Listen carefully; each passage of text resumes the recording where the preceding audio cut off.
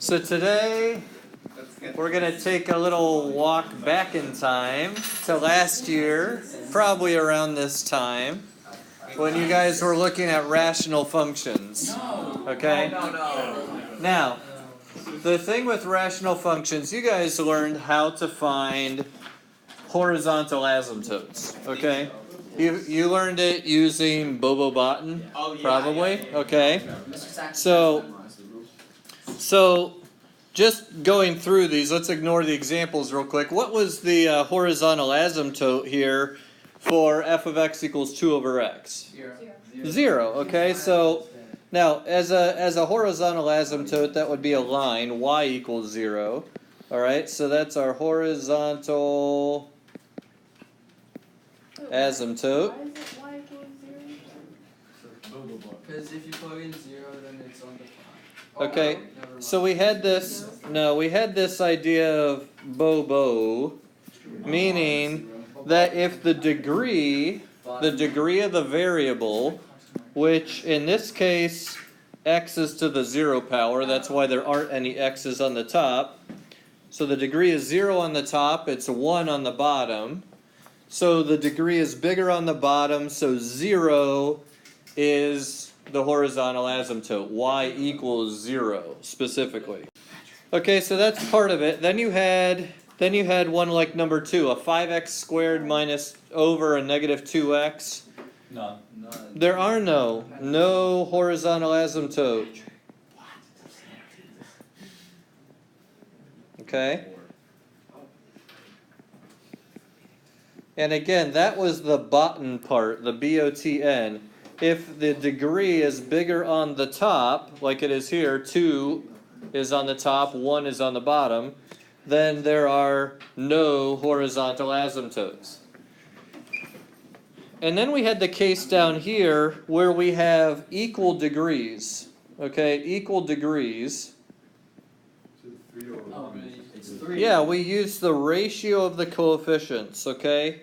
Ratio of the coefficients. So in this case, it would be y equals 3 over 1. So y equals 3.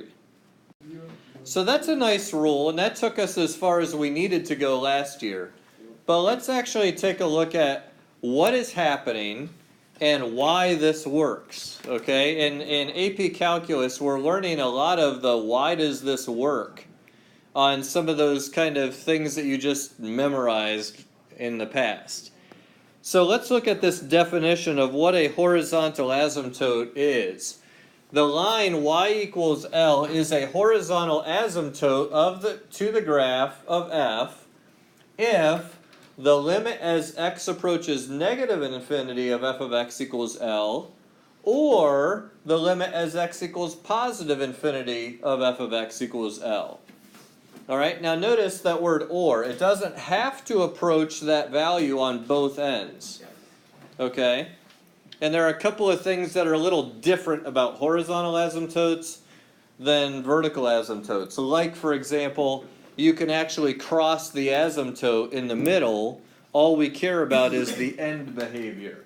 It's approaching it. So like we could have a horizontal asymptote, and we could have some function that went like this and crossed the asymptote over on the left, but then was approaching it as x approached infinity. Okay? No, it is, because this is the difference between a horizontal and a vertical asymptote. Horizontal ones can actually cross the asymptote because really all we care about is as we're approaching positive infinity or negative infinity. So this one, it's going to approach this asymptote as x approaches positive infinity. Okay? But we happen to cross it, and on the left side it's not approaching it. And that's okay. How do you approach infinity from the left and right? From both sides? Yeah. Well, what's happening here, think about, actually, let's go back and look at the graphs of each of those functions that we looked at, and we'll see what these look like. Then we'll actually relate it to the limit, okay? So here, we had the function 2 over x, all right? Well, 2 over x we know has a vertical asymptote here at 0, And we just said that it's got a horizontal asymptote at y equals 0. And this is a hyperbola. So as x approaches positive infinity, we're approaching 0 from the top side. It's getting closer and closer and closer to 0. As x approaches negative infinity, we're approaching 0 as well. We just happen to be approaching it from the bottom side. Okay? In this particular case, we're approaching 0 on both ends. Now, this one right here, the 5x squared over negative 2x, the reason why this actually does not have a horizontal asymptote is because this actually is a line. Okay? If I simplified this, well, this would just be 5x over negative 2, but x cannot equal 0. Alright, so in this case, if I were to graph it, I would have a hole at the point 0, 0. Why can't x equal 0? Because it was over a negative 2x. That'd make it undefined. But isn't it Okay. the same thing? Well, this is equivalent, but notice, remember we talked about removable discontinuities or holes? Well, I remove it so I know what this looks like. It looks like the line going through the origin with the slope of negative 5/2. Okay? That's just a line with a hole cut in it. So there's our graph, and you can see there's no horizontal asymptote here. And then we come down here. This one is not like from a parent function or anything, but we could actually figure out what this looks like. You might recognize that both the x's are squared. So if I plug a negative x into it, I'll still get the same thing. So this is an even function. It has symmetry across the y-axis. Alright? And it actually ends up looking like this. There is a horizontal asymptote at y equals 3, like we said. So here's 1, 2, 3. That's the horizontal asymptote. And it actually ends up looking like this. If you plug in 0, you get 0. And it looks kind of like this on both sides. When you plug in 0, shouldn't you get? We get 0 over 1, so. Okay? And you can see on both ends it's actually approaching that value of 3. Okay? Now all of this we've just done based on looking at the graphs and stuff we learned back in pre-calculus. But let's actually relate it to calculus now and see the why behind what we're doing. Okay? So going back here, what we're going to do is we're going to examine the limit as x is approaching negative infinity on the first row, and then the limit as x approaches positive infinity on the second row here. Okay? So if I plug in a negative 1, 2 over negative 1 is negative 2. If I plug in a negative 10, I have negative 2/10, so negative 0.2. If I plug in a negative 100, it's negative 2/100, so negative 0.02. And what's going to happen if I keep going up by powers of 10? It's smaller and smaller. Yeah, I'm going to keep getting more and more zeros. It's going to get smaller and smaller. So this right here is approaching 0. Okay? The more I divide by, the closer it's going to get to 0. Okay? So we could then say here, the limit as x approaches negative infinity of 2 over x equals 0.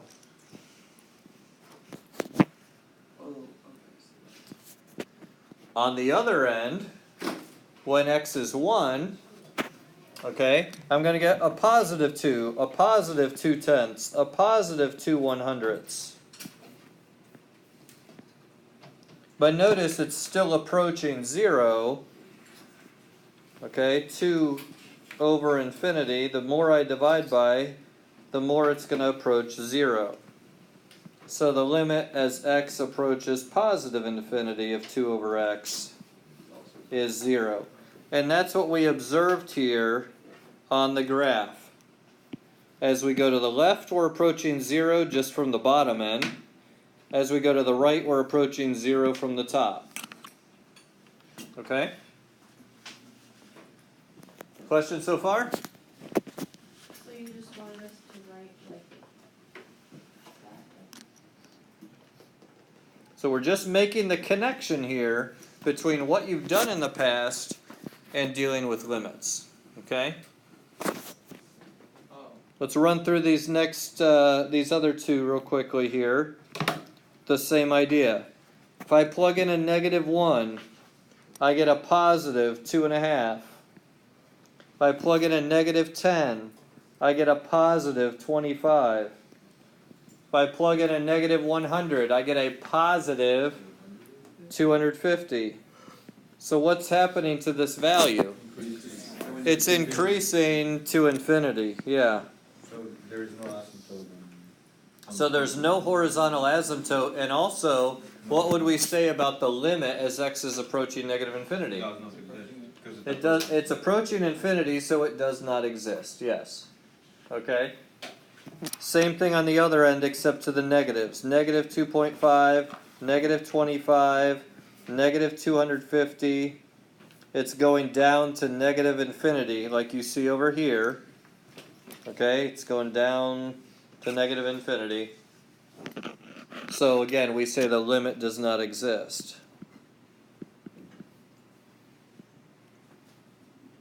Okay, 5x squared over a -2x. I'm not going to put equals, I'm going to say approaches. For negative infinity, it's approaching positive infinity, so does not exist. Yeah, Dana? So my question is like, I always thought that the horizontal asymptote is like when it doesn't cross. So if it crosses it, then what does it mean? What does it mean to like have a horizontal asymptote? Well, If it- you can cross it. it goes down to understanding the difference between a horizontal asymptote and a vertical. The behavior is different because we're dealing with functions. Okay? A vertical asymptote, by definition, we could never cross it because we were dealing with functions, so it would never come back to the same x value with a different y. Alright? But here with a horizontal, I can have something like this, and it's still a function. Okay? So I might have an asymptote right here, and I could cross it a whole bunch of times, but then it, as I go to infinity, now it's just approaching it. Okay? So that is a horizontal asymptote, even though over here I happen to cross it a bunch of times. Alright? Yes? If you did see a function like that, it would start bigger and continuously get smaller until it got to the end point? Or did Typically, yeah. Actually, we'll look at one kind of similar to this later on. But limit doesn't exist if there's a sine graph that decreases in amplitude. Oh, awesome. Yeah, well, we'll get to that. We'll actually look at that and see the difference there. Okay, so now in our last one, this one is a little bit more challenging to see, but we can figure this out. If I plug in a -1 or a +1, we already saw that this was even, so I'll get the same values. We'll do both at the same time. If I plug in a 1, I'm going to have 3 over 1 plus 1, so 3 halves, right? Yeah. So that's going to give me a 1.5. This is going to give me a 1.5. If I plug in a 10, I'm going to have 300 over 101. And that's equal to 2.970? Or can someone help me out here?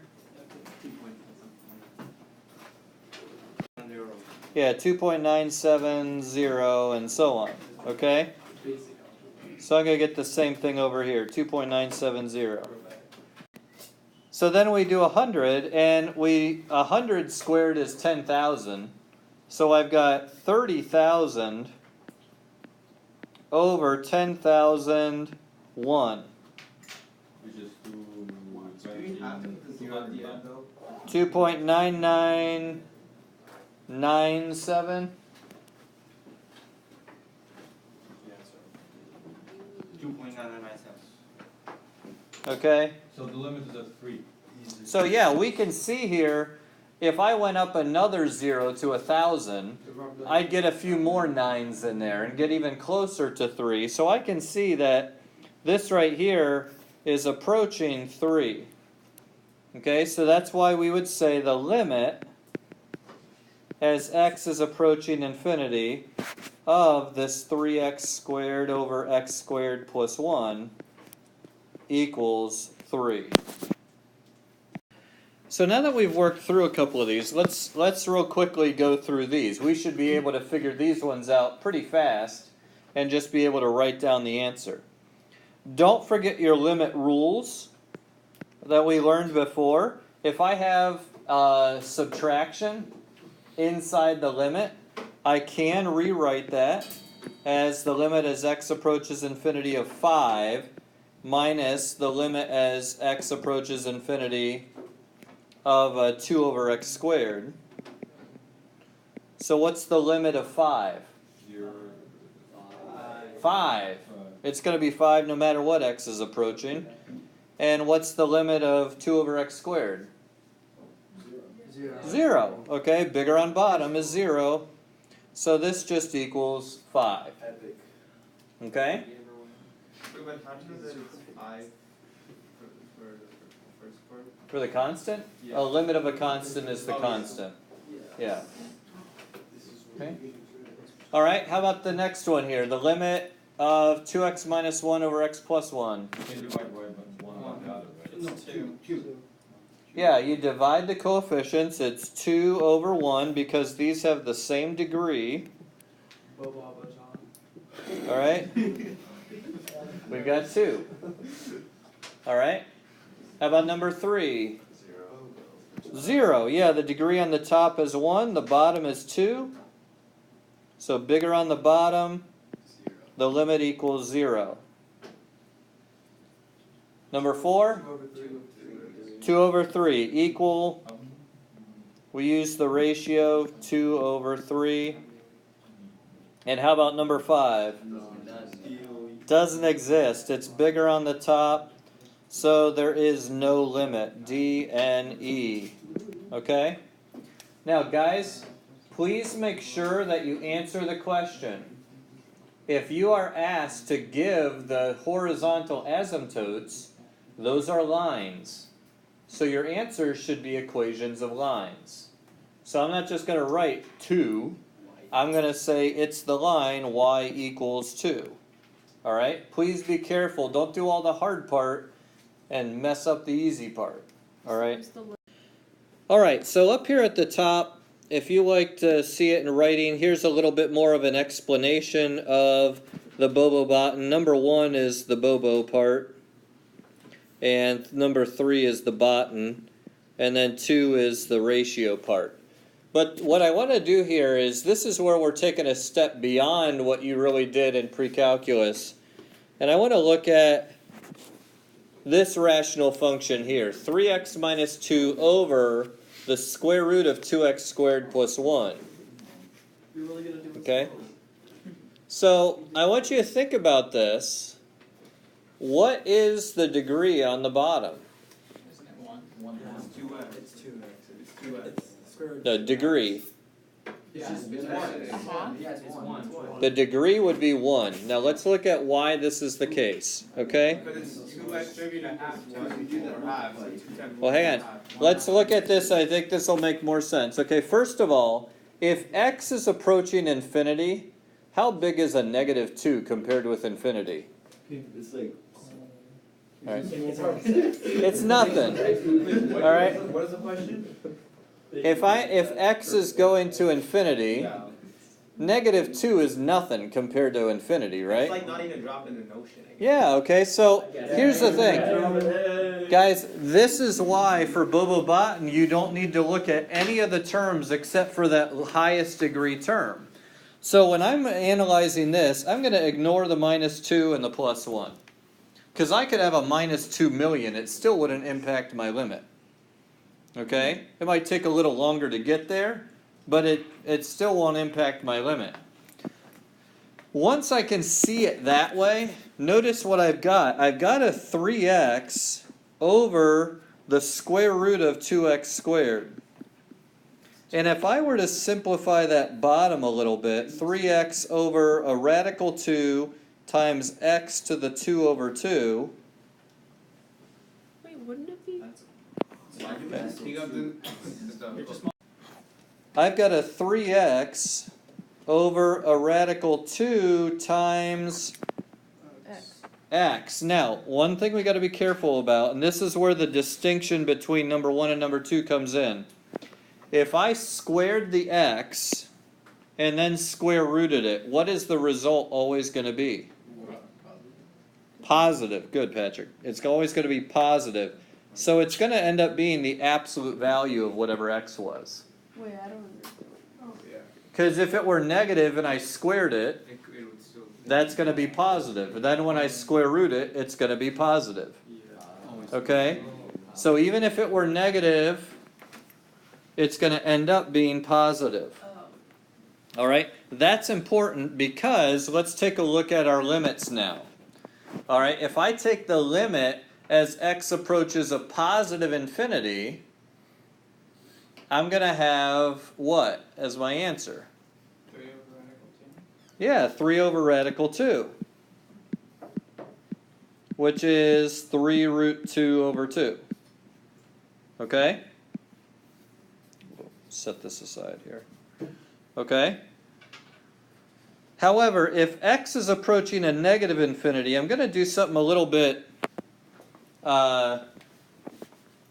not totally mathematical, but I'm actually going to plug that negative infinity in so hopefully you can see what's going on. I have a 3 times a negative infinity over a root 2 times the absolute value of negative infinity. What's the absolute value of negative infinity? Infinity. Infinity. Or is it? All right, so all right, so I have 3 over negative infinity, 3 times negative infinity over root 2 times infinity. Which is always negative. That's going to end up being negative, okay? So in this case, this is one of those examples I mentioned. It's going to end up being a negative 3 root 2 over 2. This is one of those examples I mentioned that actually has 2 horizontal asymptotes.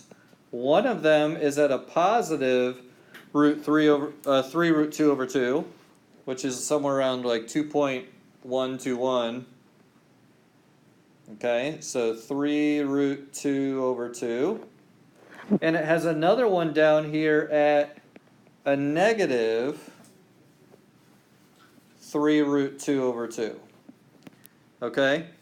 So, what this ends up looking like, if I plugged in a 0, the intercept is actually at 0, negative 2. It looks something like this.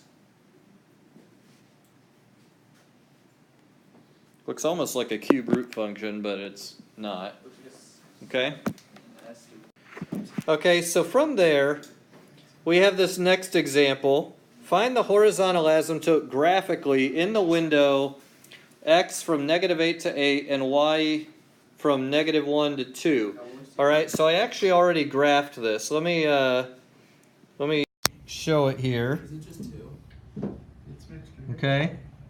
So, all right, so here is the graph, and as I look at it in that window, what does it appear that the limit is?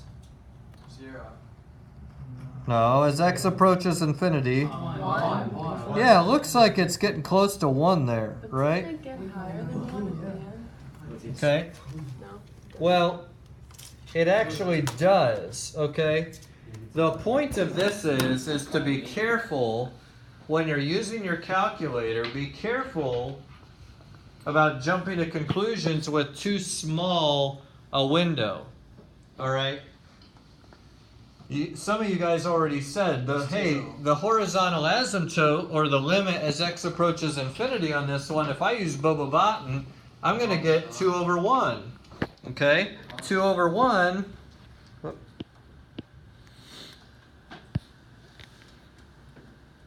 2 over 1, the asymptote is going to be y equals 2. Over here, it looked as though it was y equals 1. All right? And the point of this is that we haven't looked far enough. It eventually does pass 1, and it very slowly approaches a positive 2. Okay? So, make sure your window is big enough. If you're going to use the graph, don't zoom in too much. Okay? 2 other things, okay? Trig functions. Here we go. So, back when we learned about when limits don't exist, we said that happened three occasions where limits don't exist, and one of those was an oscillating function. Now, by oscillating, we mean jumping back and forth between the same 2 values. I remember that. Now, sine, we're able to find the limit as x approaches any one value on sine. Like, I could take the limit as x approaches pi over 2 of sine, and I'd get 1. Okay? Or any other angle I could plug in there and make x approach that angle, and I'll get the limit. However, if I go to infinity, it's going to continue bouncing back and forth between 1 and -1 forever. So it's not ever honing in on one particular value. So we would say in this case that the limit does not exist. Okay?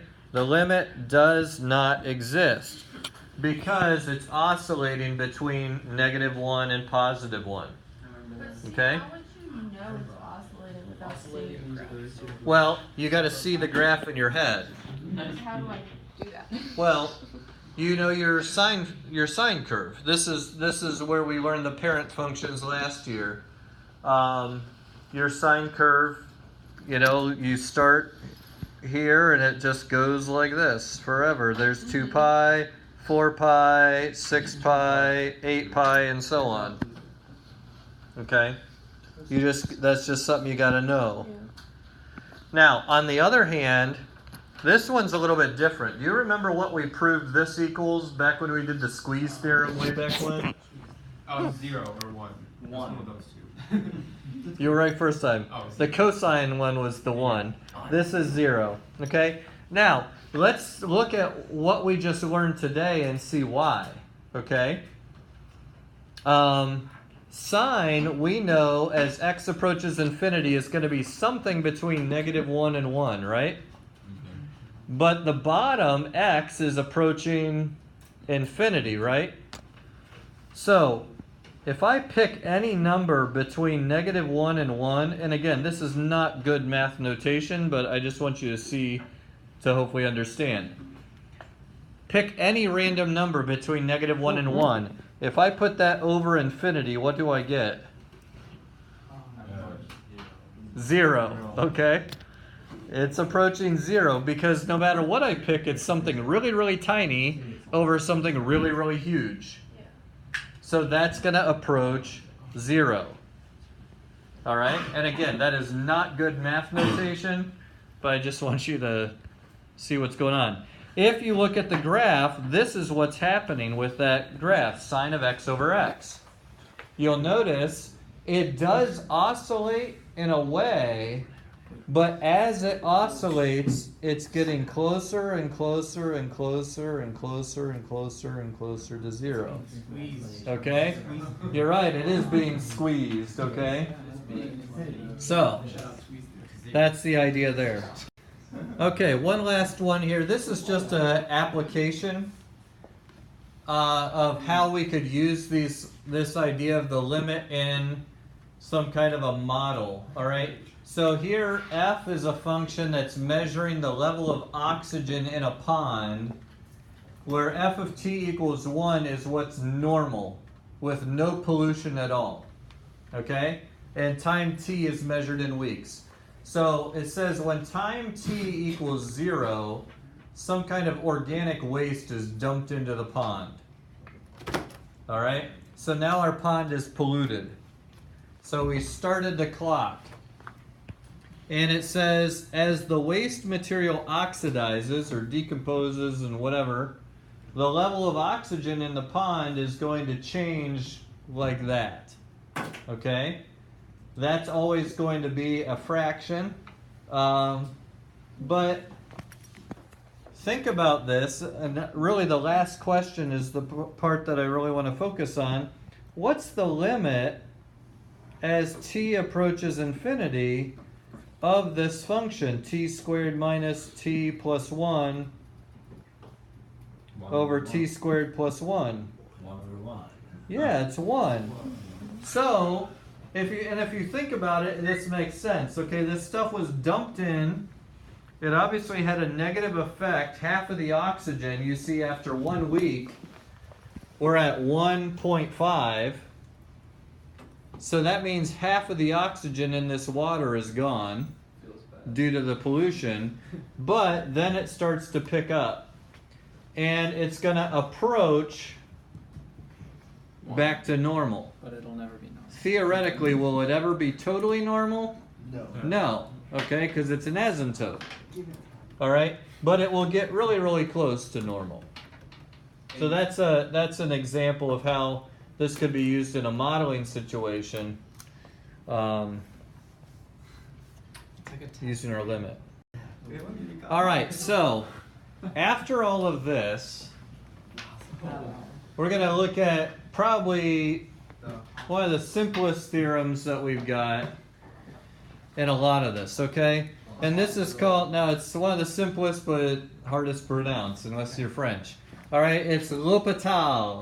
L'Hopital is, or was, a French mathematician, okay? Shh, come on, guys. So, here's the theorem, okay? It says, guys, it says, suppose f and g are differentiable and g prime of x does not equal 0 on an open interval that contains a, except possibly at a. So there Now- might be a hole at Huh? There might be a hole at A. There, no, g prime of a might be 0, okay? So look at what we have here. We have here the limit as x approaches a of f of x is 0, and the limit as x approaches a of g of x equals 0. All right? The limit as x approaches a of f of x is plus or minus infinity, and the limit as x approaches a of g of x is plus or minus infinity. So in other words, it's either, if I take the limit of f of x over g of x, I either get 0 over 0, the indeterminate form, or I get infinity over infinity, or negative infinity over negative infinity, okay? So I'm getting one of those things. If I get that, then I can take the limit by taking the derivative of the top over the derivative of the bottom and taking the limit of that. Okay? Now, follow me here with these two that we proved with the squeeze theorem a long time ago. We just saw this one. The limit as x approaches 0 of sine of x over x equals 1. If I use L'Hopital's rule, what's the derivative of sine? Cosine. What's the derivative of x? 1. Now, if I take the limit as x approaches 0, that's just cosine of 0. What is cosine of 0? 1. Okay? Yeah, didn't you just find the derivative? Yes, I found, well, no. I found the derivative of the top and the derivative of the bottom, But what? and I took the limit of that instead. Okay? So what L'Hopital's rule is saying is if we've got the indeterminate form here, if I plugged in 0, I'd get 0 divided by 0. So if I get that, this is a case where I don't have to rationalize or I don't have to try to cancel out a whole or anything like that. I can just take the derivative of the top and bottom. But if you get indeterminate form, doesn't that mean the limit doesn't exist? No, actually, if we get an indeterminate form, it means the limit will exist. We just have to get rid of the hole in order to do it. This one has a hole at 0, 0. Okay? So just make it easier on yourself when it comes to simplifying things by just finding the derivative at the top and bottom. Yeah. Okay? So like on number 2, if I plug in 0, I'm going to have 1 minus 1 over 0. So 0 over 0. So instead, I take the derivative.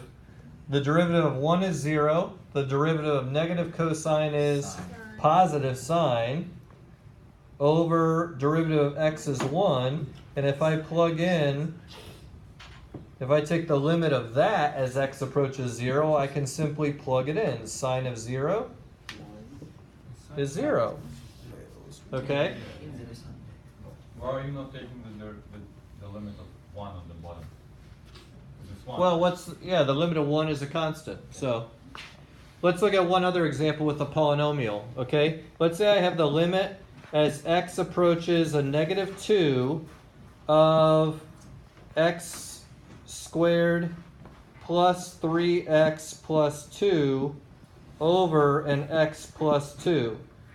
Now before we had L'Hopital's rule, we would have to factor the top, try to cancel out the x plus 2, because right now if I plugged in the negative 2, I'd get 0 over 0.